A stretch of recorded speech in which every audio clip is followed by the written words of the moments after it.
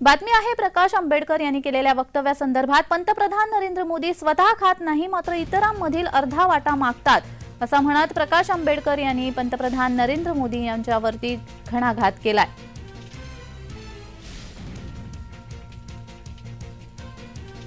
प्रकाश आंबेडकर यांनी पंतप्रधान नरेंद्र मोदी यांच्यावरती घणाघात केलेला आहे।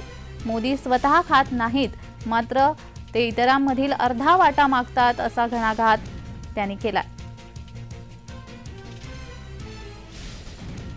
घोषणा मोदी करतात, फार मजेशीर घोषणा, ना खाऊंगा ना खाने दूंगा।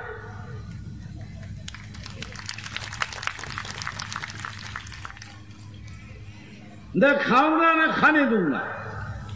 आपल्याला काय वाटतं, यांनी बायको सोडलेली आहे, पोरं नाही, मग कोणासाठी?